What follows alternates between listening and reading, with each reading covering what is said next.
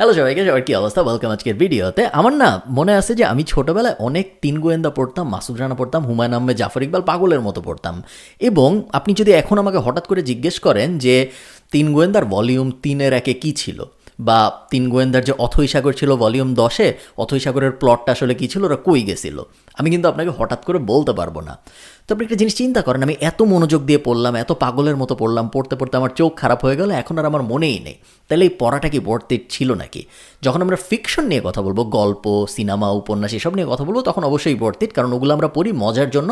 যখন আমি পড়েছি তখন আমি মজা পেয়েছি, ঝামেলা শেষ। কিন্তু যখন আমরা নন ফিকশন নিয়ে কথা বলছি তখন কিন্তু ব্যাপারটা অত সিম্পল থাকে না। তো এটা নিয়ে আমি একটু ঘাটাঘাটি করছিলাম যে আপনার যদি গোল হয় আপনি এই বছরে 15টা বই পড়বেন বা 12টা বই পড়বেন, খুব ভালো কথা, সুন্দর একটা গোল। কিন্তু 5 বছর পরে যে যদি দেখা যায় যে 5 বছর আগে আপনি যে 12টা বই পড়েছিলেন ওই 12টা বইয়ের কিছুই আপনার মনে নেই বা খুব কম মনে আছে, তাহলে এই এফোর্ট দেওয়াটা কি আসলেই মিনিংফুল নাকি, তাই না? তো এই লোক, যে লোকের ছবিটা আমি আপনাদের দেখাচ্ছি, ইনি মেলবোর্ন ইউনিভার্সিটির টিচার। উনি এবং ওনার টিম মেমোরি নিয়ে অনেক রিসার্চ করে, এবং রিসার্চগুলো আমি দেখছিলাম, দেখতে দেখতে বেশ ইন্টারেস্টিং কয়েকটা ফাইন্ডিংস পেলাম, যেগুলো আমি আপনাদের সাথে শেয়ার করতে চাই। প্রথম যে ফাইন্ডিংসটা আমি দেখেছিলাম সেটা হলো, যেসব মানুষ কোনো একটা টিভি শো বিঞ্জ ওয়াচ করে ভার্সেস যেসব মানুষ আস্তে আস্তে দেখে, সপ্তাহে একটা, 2 সপ্তাহে একটা, এইভাবে যারা দেখে, এই দুই ধরনের মানুষের মধ্যে একটা স্টাডি করা হয়েছিল। এবং স্টাডিতে দেখা গিয়েছে যে যারা বিঞ্জ ওয়াচ করে তাদের 6 মাস পরে যে মনে থাকে কম ওই শোতে কী দেখছিল তারা, এই ব্যাপার, প্লাস তাদের ওই শোটা ভালোও লাগে কম, কম্পেয়ার টু যারা দেখা যায় এক সপ্তাহে একটা দেখেছে, প্রত্যেক সপ্তাহে একটা করে করে এপিসোড দেখেছে, তাদের যে দেখা গেছে যে তাদের রিকল মেমোরি ভালো, তাদের মনে ছিল বেশি এবং তাদের ওই শোটা ভালোও লেগেছে বেশি। এটা আমার বেশ ইন্টারেস্টিং একটা ইনফরমেশন মনে হয়েছে রিসার্চ নিয়ে আমি যখন ঘাটাঘাটি করছিলাম তখন। এবং আরেকটা যেটা খুব ইন্টারেস্টিং ফাইন্ডিংস ওই রিসার্চের, সেটা হলো এখন আমাদের মেমোরিতে আমরা দুই ধরনের জিনিস নিয়ে কাজকর্ম করি, একটা হলো রিকল মেমোরি, আরেকটা হলো রেকগনিশন মেমোরি। ওনারা বলেছে এই রিসার্চে যে বর্তমান যুগে এসে রিকল মেমোরির আসলে তেমন কোনো ভ্যালু নাই। আপনার মাথার মধ্যে আপনি যদি কোনো কিছু সেভ করে রাখেন, ওই সেভ করার আসলে তেমন কোনো গুরুত্ব নেই, বিকজ কোনো কিছু গুগল করলেই পাওয়া যায়, বা কোনো কিছু যদি সরাসরি গুগল করেও না পাওয়া যায়, ওই জিনিসটা আসলে কোথায় পাওয়া যাবে সেই ইনফরমেশনটা গুগল করে পাওয়া যায়। সো ওই ইনফরমেশনগুলো খামাখা মাথায় রেখে আমাদের তেমন কোনো লাভ নাই, বরং রিকগনিশন মেমোরি, আমরা কিভাবে আসলে খুঁজে বের করব, কোথায় যে আসলে সার্চ দিতে হবে, বা কাকে জিজ্ঞেস করলে আসলে খুঁজে পাওয়া যাবে আমি যে ইনফরমেশন খুঁজতে চাচ্ছি সেইটা, এই ধরনের প্যাটার্ন যদি আমরা বুঝতে পারি তাহলে আসলে আমাদের জন্য আরও বেশি ভালো। তো এত কিছু নিয়ে আমি কেন কথা বলছি, তার কারণ এই ব্যাপারটা নিয়ে আমি রিয়েলি স্ট্রাগল করি নিজে, যে আমি চাই যে আমি যা পড়ছি, স্পেশালি নন ফিকশন যা যা পড়ছি, তার বেশি আমার মনে থাকুক। এবং এই মনে রাখার জন্য আমি অনেক কিছু করি, বাট তার মধ্যে একটা যে বেসিক সিস্টেম সেটা হলো আমার একটা নলেজ লাইফ টাইপ টেমপ্লেট আছে নোশনে, যেই টেমপ্লেটটা আমি আজকে আপনাদের বানানো শেখাবো। এই ভিডিওটা স্পন্সর করেছে নোশনকে অনেক অনেক ধন্যবাদ এই ভিডিওটা স্পন্সর করার জন্য। এখনই আমরা চলে যাব আমাদের ল্যাপটপে, এবং তারপরে আমি আপনাদের দেখাবো একটা নলেজ লাইফ টেমপ্লেট, খুব বেসিক, কোনো আহামরি জটিল কিছু না, কীভাবে বানাতে হয়, আমি কীভাবে বানাই, এবং এটা কীভাবে আমাকে আরও বেশি ইনফরমেশন মনে রাখতে হেল্প করে। আমার মতে যদি আপনি নোশন ইউজ করেন, মোটামুটি এক টুলেই সব কিছু কাভার করে ফেলা সম্ভব, আলাদা আলাদা অনেকগুলো প্রোডাক্টিভ টুল আসলে লাগে না সেই ক্ষেত্রে। তো আমরা আমাদের নোশন টেমপ্লেট দেখতে পাচ্ছি, আমরা একটা টেমপ্লেট অ্যাকচুয়ালি নিজে বানাবো। আপনারা দেখতে পাচ্ছেন যে এখানে আমার শেয়ার টাস্ক লিস্ট আছে, যেটা আমি আমার টিমের সাথে শেয়ার করি। নলেজ লাইফ, লাইফ গোল, ইউটিউবের জন্য যখন আমি ভিডিও বানাই ওইটার পেজটা হলো এটা। পার্সোনাল লাইফের কিছু ব্যাপার স্যাপার আছে, যেটার মধ্যে আমার ব্যাংক ডিটেল থেকে শুরু করে mixtape Khalid Farhan, gorilla digital থেকে শুরু করে এমন কিছু নাই যেটা আমি নোশন দিয়ে ম্যানেজ করার চেষ্টা করি না। তো এখন আমরা যেটা করব, আমরা নতুন একটা টেমপ্লেট বানাবো আপনি এবং আমি একসাথে। টেমপ্লেটটার উদ্দেশ্য কী হবে, আমরা এরকম একটা নলেজ লাইফ টেমপ্লেট বানাতে চাচ্ছি। তো আমি এই জিনিসটা ক্লিয়ার করে দিই, তাহলে আমাদের দেখতে আরও সুবিধা হবে। নলেজ লাইফ টেমপ্লেটের উদ্দেশ্য কি, আমি যখনই কোনো একটা বই পড়ি বা যখনই আমাকে কেউ একজন কোনো একটা বইয়ের রেকমেন্ডেশন দেয়, ওইটা আমি এখন নলেজ লাইফে অ্যাড করে ফেলি। এবং তারপরে আমি যেটা করি, আমি ওইটার অথরের নাম লিখি, আমি বইটা ফিনিশ করেছি নাকি করি নাই ওই জিনিসটা লিখি, so finished, haven't finished yet, এবং বইটার একটা ইমেজ দিই। আমি ইমেজটা কেন দিই আমি একটু পরে বলবো। এবং তারপরে প্রপার্টির একটা কলাম থাকে। এরপরে আমি যে কাজটা করি সেটা হলো, যেই বইগুলো আমি ফিনিশ করে ফেলেছি ওই বইগুলোর আমি নোট নেই, এবং খুব আহামরি বড়সড় নোট নেওয়া হয় এমন কিছু না, প্রত্যেকটা বইয়ের নোট হয় 1 পেজ 2 পেজ এরকম হায়েস্ট। এবং আমি ওই বইয়ের থেকে সবচেয়ে ইম্পর্টেন্ট যে 5টা 10টা জিনিস আমার মনে হয়েছে যে আমার আরও 5 বছর পর লাগবে বা আমার সারা জীবন লাগবে, ওই 5-10টা জিনিস আমি এখানে লিখে রাখি। এবং তারপরে প্রত্যেক দিন আমি যেটা করি, আমি সকালবেলা বা সন্ধ্যাবেলা এখানে আসি, র্যান্ডমলি একটা ওপেন করি এবং ওপেন করে পড়ার চেষ্টা করি। নোশনের আরেকটা মজার ব্যাপার হলো, নোশন আপনার ল্যাপটপে ইউজ করতে হবে তা না, মোবাইলে অ্যাপ আছে, অ্যান্ড্রয়েডে অ্যাপ আছে, আইফোনের অ্যাপ আছে, আপনি যদি আইপ্যাডে ইউজ করেন বা আপনার যদি অন্য কোনো ট্যাব টাইপ জিনিসপত্র থাকে ওগুলোর জন্য অ্যাপ আছে, প্লাস আপনি চাইলে ল্যাপটপে তো ইউজ করতেই পারেন এবং সব কিছু সিঙ্ক হয়ে যায়। তো আপনি ল্যাপটপে কোনো একটা আপডেট করলে অটোমেটিক্যালি মোবাইলের অ্যাপে আপডেট হয়ে যাবে, খুবই একটা স্মুথ এক্সপিরিয়েন্স। সো আমি কখনো কখনো ল্যাপটপেই পড়ি, আমার যেহেতু সবসময় ল্যাপটপ অন থাকে, বাট যদি কখনো আমি ল্যাপটপে পড়তে না পারি তখন আমি মোবাইল অন করে কুইকলি র্যান্ডামলি একটা বইয়ের আমি কী জিনিস নোট নিয়েছিলাম ওগুলো পড়ে ফেলি। এতে করে আমার আসলে মেমোরি ইমপ্রুভ হয় এবং এই বইগুলার যে নলেজটা আমি গ্যাদার করেছি ওই নলেজগুলো আমি ভুলে যাই না। এই কারণে গত 3 বছর আগে 2 বছর আগে আমি যা বই পড়েছিলাম, যেসব বইয়ের আমি নোট রেখেছি, এইসব বই নিয়ে কিন্তু আমাকে কিছু জিজ্ঞেস করলে আমি সাথে সাথেই বলতে পারবো, কারণ মাত্র 1 মাস আগে বা 2 মাস আগে আমি হয়তো ওই বইটার যে ইম্পর্টেন্ট নোটগুলো ছিল ওগুলো রিভিশন দিয়েছিলাম। তো আমরা কথা না বাড়ে, আমার ধারণা আপনি বুঝতে পেরেছেন যে আমি আসলে কী করতে চাচ্ছি। সো আমি আপনাদের এরকম একটা বেসিক টেমপ্লেট কীভাবে বানায় একটু দেখাই। সো আমরা প্লাসে ক্লিক করব, এগেইন পুরোপুরি ফ্রি, আপনাদের কিছুই করতে হবে না। Knowledge graph, knowledge bank, YouTube, এরকম একটা নাম দিলাম আমি। নাম দিয়ে আমি একটা আইকন অ্যাড করি, আইকন দেখতে সুন্দর লাগে এই জন্য, এছাড়া আইকনের কোনো আর রিয়েল লাইফ ভ্যালু নাই। এবং আপনি উপরে একটা কভার ফটো অ্যাড করতে পারবেন আসলে, যেটা মানে আমি করি মাঝে মধ্যে, যেখানে আপনি দেখতে পাচ্ছেন আমি করেছি, বাট এগেইন ওটারও তেমন কোনো রিয়েল লাইফ ইমপ্লিকেশন নাই। তারপরে যদি আপনি করতে চান আপনি এখানে কভারে ক্লিক করবেন, তারপর চেঞ্জ কভারে ক্লিক করবেন, তারপর এখান থেকে অনেক ওদের কভার আছে, বা আপনি যদি আপনার নিজের কোনো ছবি দিতে চান আপনি তো অবশ্যই দিতে পারেন। ওকে, এখন আমরা মেইন কাজ শুরু করি। টেমপ্লেট আছে নোশনের অনেক, সো আপনি কোনো একটা টেমপ্লেট ব্যবহার করতে পারেন। আমি এখন যে ভিডিওটা রেকর্ড করছি এই ভিডিওতে আমি যে নলেজের ব্লুপ্রিন্টটা দেখাবো ওইটারও টেমপ্লেট আছে নোশনে, এবং আপনি ওইটাও চাইলে ব্যবহার করতে পারেন, বাট আমরা একদম শুরুর থেকে একটা বানাই, কারণ এতে করে যেটা হবে দুইটা লাভ হবে।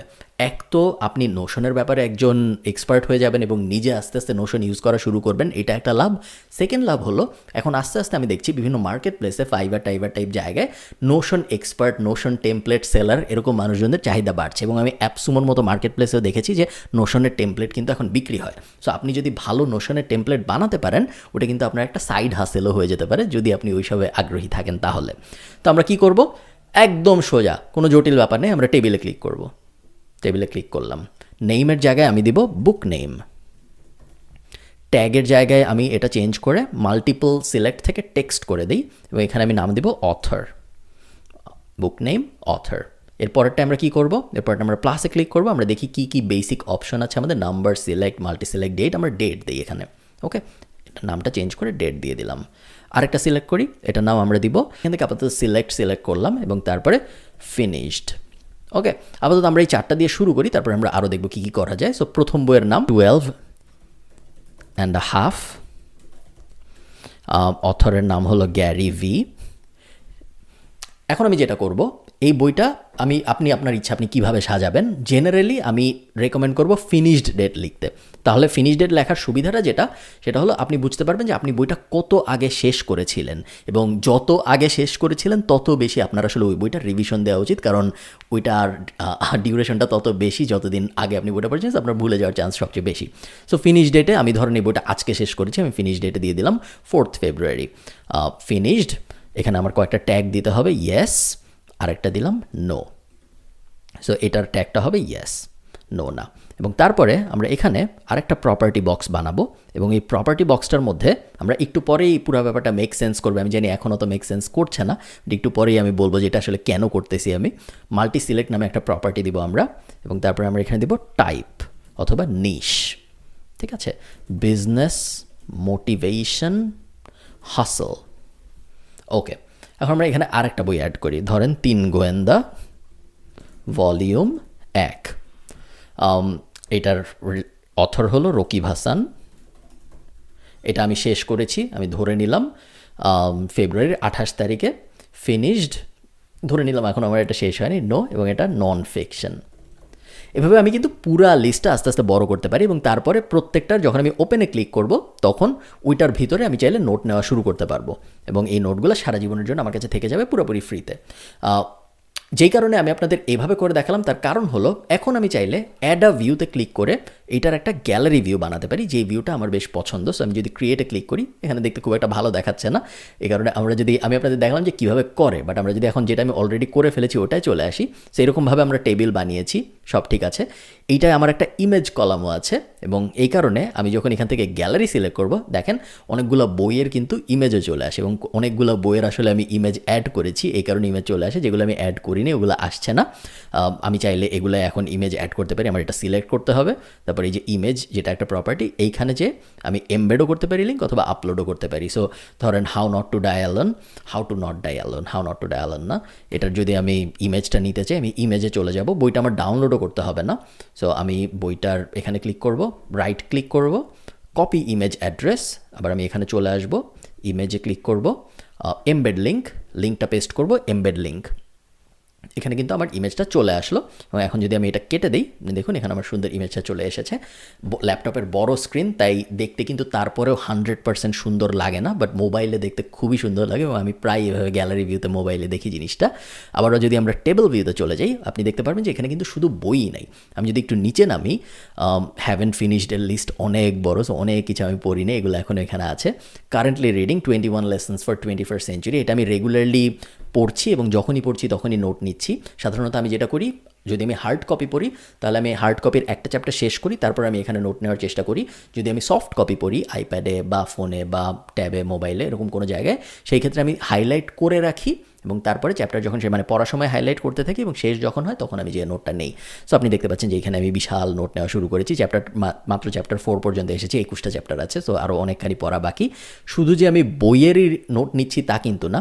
একটু নিচে যদি আসি, দেখেন এটা একটা বুক সামারি, এটা কিন্তু বই না, আমি পুরো বইটা পড়ি নাই, এগুলো আর্টিকেল, এবং এগুলো ইউটিউব ভিডিও। আমি খুব ইন্টারেস্টিং একটা ভিডিও দেখেছিলাম একদিন, যে why we cook food in oil, আমরা অয়েলে আসলে কেন খাবার রান্না করি, পানিতে কেন রান্না করি না, বা অন্য কিছুতে কেন রান্না করি না, ওটাও আমি এখানে রেখে দিয়েছি। এবং এখানে রাখার সুবিধা হলো 5 বছর পরেও এসে আমি এটা বারবার ভিজিট করতে পারবো।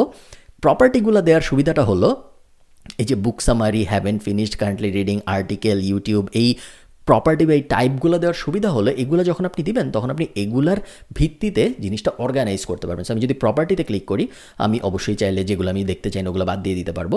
আমি যদি গ্রুপে ক্লিক করি এখান থেকে, তাহলে আমি গ্রুপ বাইয়ে ক্লিক করতে পারবো। হ্যাভেন্ট ফিনিশড এতে ক্লিক করলাম, এখন আমি হ্যাভেন্ট ফিনিশড ওগুলা একসাথে দেখতে পারবো। নিচে যেগুলো আমি ফিনিশ করেছি ওগুলো একসাথে দেখতে পারবো, কারেন্টলি রিডিং যেগুলো ওগুলো একসাথে দেখতে পারবো, আর্টিকেল, বুক সামারি আলাদা আলাদাভাবে দেখতে পারবো। সো এইটা একটা কুইক উপায় নলেজ লাইফ ব্যাপারটাকে অর্গানাইজ করার, যেটা আমার খুব ভালো লাগে।